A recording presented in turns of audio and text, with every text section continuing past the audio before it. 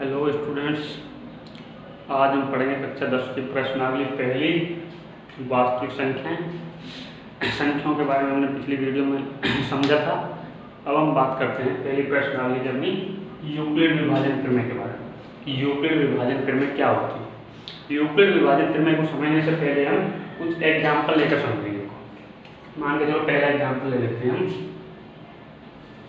6 का वर्ग में 38। तो भाग करना तो सभी जानते होंगे। तो भाग किस प्रकार करेंगे? 6 का भाग देंगे 38 में 6 का पहाड़ा बोलना है, इतना टाइम बोलना है कि 38 आ जाए या फिर 38 से कम रह जाए। तो 6 का पहाड़ा हम 6 बार बोलेंगे 36 आ जाएगा। तो शेषफल बच जाएंगे 2। तो देखिए इसमें क्या है, यदि हमें इस भाग के उत्तर की जांच करनी हो कि ये जो भाग किया हमने सही है या फिर सही नहीं, तो किस प्रकार करेंगे? जिस संख्या का हम भाग दे रहे हैं उस संख्या का गुणा जो हमारा आंसर है उससे कर देते हैं। यानी 6 का गुणा किससे कर देंगे? 6 से, और प्लस में जो शेषफल बचा है उसको जोड़ देते हैं। तो 6 गुणा 6 36, 36 प्लस 2 38। यानी इस संख्या का मान जिस संख्या में हमने भाग दिया उसके बराबर होना चाहिए। तो देखो हो गया 6 × 36 प्लस 2 38। यानी 38 को लिख सकते हैं हम 6 × 6 प्लस 2। ये जो उत्तर की जांच करने का तरीका है इसी को बोलते हैं हम यूक्लिड विभाजन प्रमेय। क्या बोलेंगे इसको? यूक्लिड विभाजन प्रमेय। समझ लो। अब देखो यहाँ पर एक संख्या दी हुई है, ये संख्या है जिसका हम भाग देते हैं। तो जिस संख्या का हम भाग देते हैं उसको बोलते हैं हम भाजक। 6 का भाग दिया, 6 क्या हो गया? भाजक। उसके बाद 38 है, 38 में भाग दे रहे हैं, जिस संख्या में भाग देते हैं उसको बोलते हैं हम भाज्य। दूसरे नंबर पर भाज्य आ गया। उसके बाद भाग देने पर जो शेषफल आता है, ये नीचे शेषफल आया, इसको बोलते हैं शेषफल।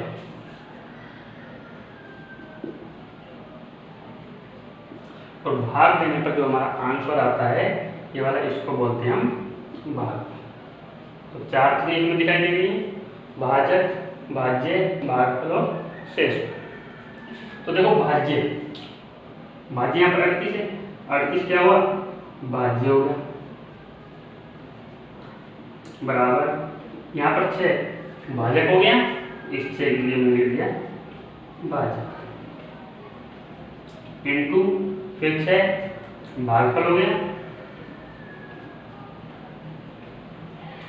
प्लस 2 शेषफल।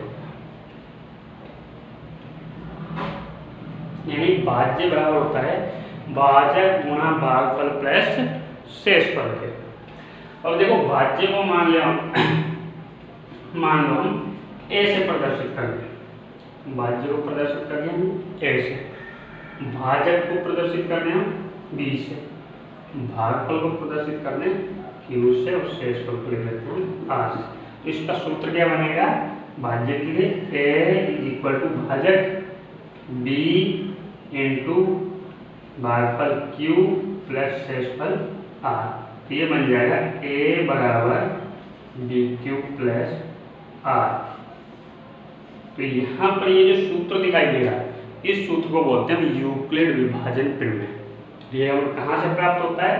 जब हम संख्याओं के भाग करते हैं, और भाग करने पर जब हम उत्तर की जांच करते हैं तो वहां से हमें इस प्रकार का मेथड प्राप्त होता है। इस मेथड को बोलते हैं यूक्लिड विभाजन प्रमेय। तो देखो परिभाषा क्या है इसकी? 2 धनात्मक पूर्णांक ए और बी, 2 धनात्मक पूर्णांक ए और बी मान लो कोई भी संख्या हो सकती है, यानी 2 धनात्मक संख्या दी हुई हो। कौन सी संख्या दी हुई हो? धनात्मक, यानी प्लस वाला दिया होने पर 2 पूर्ण संख्याएं Q और R इस प्रकार स्थित हो। तो 2, जैसे यहाँ पर देखेंगे 2 संख्याएं, एक ये वाली B होगी, ये वाला A होगा, दी हुई है। भाग देने पर 2 संख्या और आएंगी, यहाँ पर एक आ जाएगा Q और यहाँ पर R। फिर इस प्रकार आता है, किस प्रकार? A बराबर B2 प्लस R3। जैसे मान के चलो एक बार हो गया 5 का भाग दे दिया हमने 16। तो यहाँ पर ए हुआ, तो यहाँ पर क्या होगी बी, सॉरी ये बी हुआ, तो यहाँ पर हो गया ए। तो परिभाषा क्या है, दो धनात्मक पूर्णांक ए और बी, दो धनात्मक पूर्णांक दिए हुए हैं।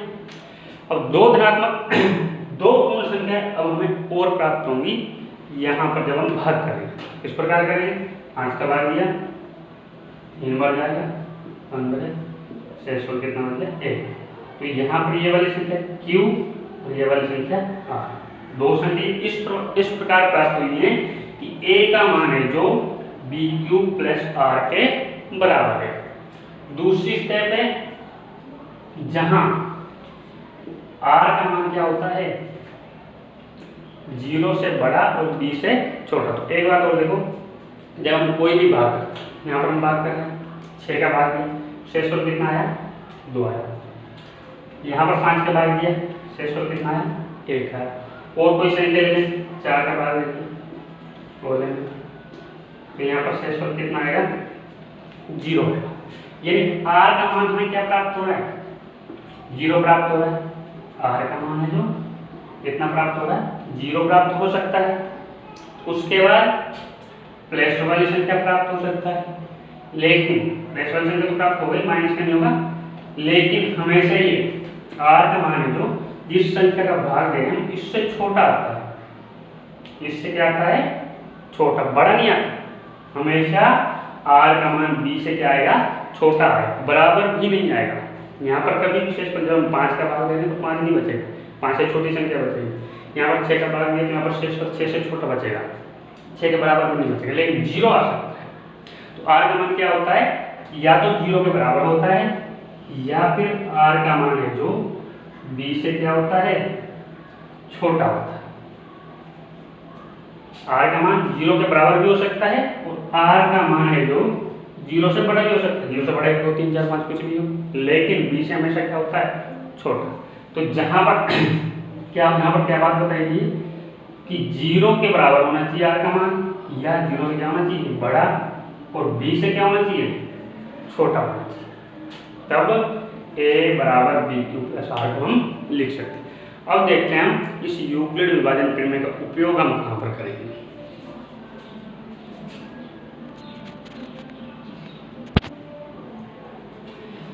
अब बात करते हैं HCF की। HCF क्या होता है, HCF जिसको हम बोलते हैं मेश। छोटी क्लास में आपने पढ़ा होगा। तो मेश हम किस प्रकार निकालते हैं, मान के चलो हमारे पास दो संख्या दी हुई, एक है 18 और दूसरी है 12। इनका मेश ज्ञात करना यानी HCF ज्ञात करना। किस प्रकार ज्ञात करेंगे, सबसे पहले क्या करेंगे हम गुणनखंड करेंगे, फैक्टर कर लेंगे। 2 का भाग दिया 9 बार, 3 का दिया 3 बार और 3 का दिया 1 बार, फिर से 12 के 2 का दिया 6 बार, 2 का दिया 3 बार और 3 का दिया 1। दोनों संख्याओं के गुणनखंड को ऊपर नीचे लिख लेते हैं। 18 के गुणनखंड क्या हुआ 2 × 3 × 3। 12 के गुणनखंड हो गए 2 × 2 × 3। अब HCF क्या होगा, इनमें से हम संख्याओं के जोड़े बनाएंगे। यहाँ पर जोड़ा 2 का बन गया, 2 को लिख लिया, इनटू 3 का जोड़ा बन गया, 3 को लिख लिया, 3 × 6, यानी HCF क्या आएगा इनका 6 आएगा। अब मान के चलो आपसे कहा जाए 1521 2750, इसका HCF ज्ञात कीजिए। तो हम इसका HCF किस प्रकार ज्ञात करेंगे, तो एक तरीका तो हमारे पास इस प्रकार है कि गुणनखंड करके हम इन संख्याओं का HCF निकाल सकते हैं। लेकिन गुणनखंड करके जब हम इन संख्याओं का HCF निकालेंगे तो गुणनखंड करने में हमें काफ़ी प्रॉब्लम आएगी। क्यों आएगी, क्योंकि ये वाली संख्या है बहुत बड़ी संख्या है, आसानी से हम इनके गुणनखंड नहीं कर पाएंगे। तो हमें क्या हो जाती है प्रॉब्लम हो जाती है जब बड़ी संख्या आती है। तो बड़ी बड़ी संख्याओं के जब हम HCF निकालते हैं, क्या करना है, जब हमें बड़ी बड़ी संख्याओं का HCF निकालना है तब हम यूज करेंगे यूक्लिड विभाजन प्रमेय, यानी A बराबर BQ प्लस R का उपयोग कब करेंगे हम, जब हमारे पास बड़ी बड़ी संख्याएं होती हैं। अब देखो यूक्लिड विभाजन प्रमेय को समझो। यूक्लिड विभाजन प्रमेय से हम संख्याओं का HCF कैसे निकालते हैं।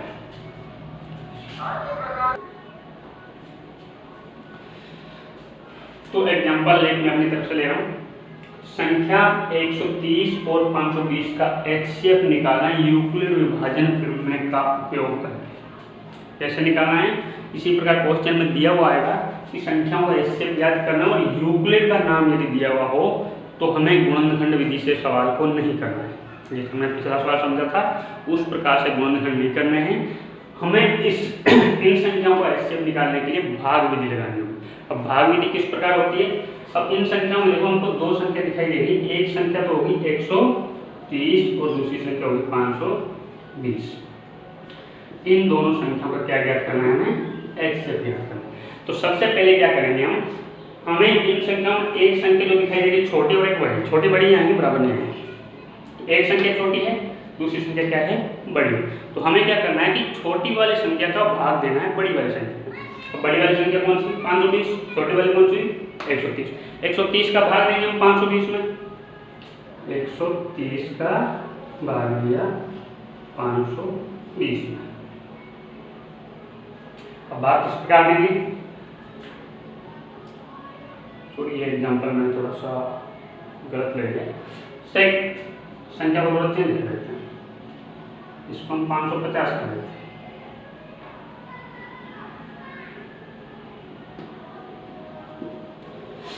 130 और 550 का HCF निकाल रहे हैं। 130 का भाग देना है 550 में।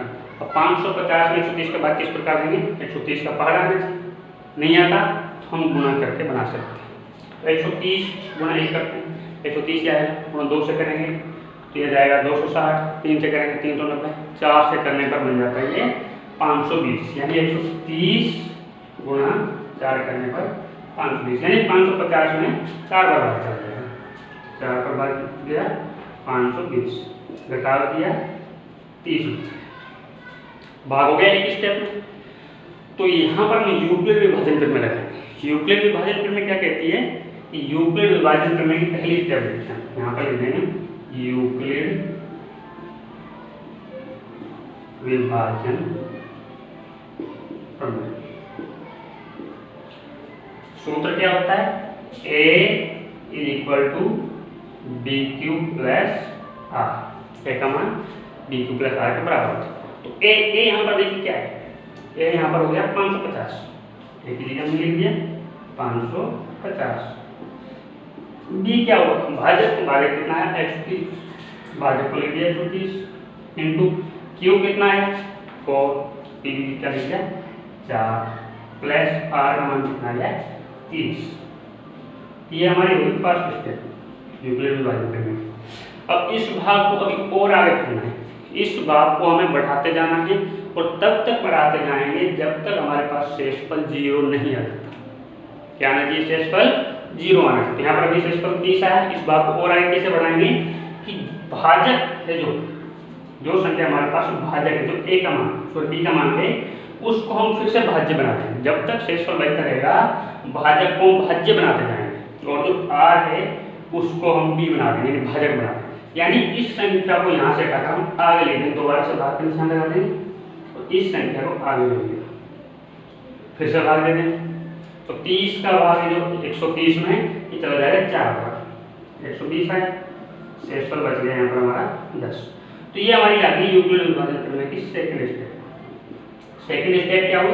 अब यहाँ पर A का मान कितना हुआ? 130 = 130 को लिख सकते हैं 30 × 4 + 10, 30 × 4 + 10। अभी शेषफल 0 किया, एक स्टेप और बढ़ाएंगे, 30 को आगे लिया, 10 का भाग दिया 30 में, 3 बार 30 आ गया। शेषफल कितना आ गया? यहाँ पर 0। यहाँ पर शेषफल 0 है तो यहाँ पर हमारा भाग पूर्ण हो चुका। अब तीसरी स्टेप हो रहा है यूक्लिड विभाजन प्रमेय की। थर्ड स्टेप क्या कहती है? यहाँ पर A का मान क्या हुआ? 30 = 30 को लिख सकते हैं 10 × 3 + 0, 10 × 3 + 0। ये तीसरी स्टेप है। अब यहाँ पर HCF क्या होगा? इन भागों को देखेंगे, इनमें हम देखते हैं सबसे पहले हमने किसका भाग दिया? 130 का, सेकंड नंबर पर 30 का, थर्ड नंबर पर 10 का। यानी जिस संख्या का भाग हम सबसे लास्ट में देंगे वो संख्या हमारे पास HCF होगी। HCF क्या होगा? जिस संख्या का भाग सबसे लास्ट बार दिया जाए। यानी हमारा आंसर आ जाएगा इसमें 10। HCF क्या हो जाएगा? 10 हो जाएगा। तो ये तो मैंने अपनी तरफ से एग्जाम्पल लिया था आपको यूक्लिड विभाजन प्रमेय समझाने का। इसके बाद हम पढ़ेंगे प्रश्नावली 1 चैप्टर 1.1।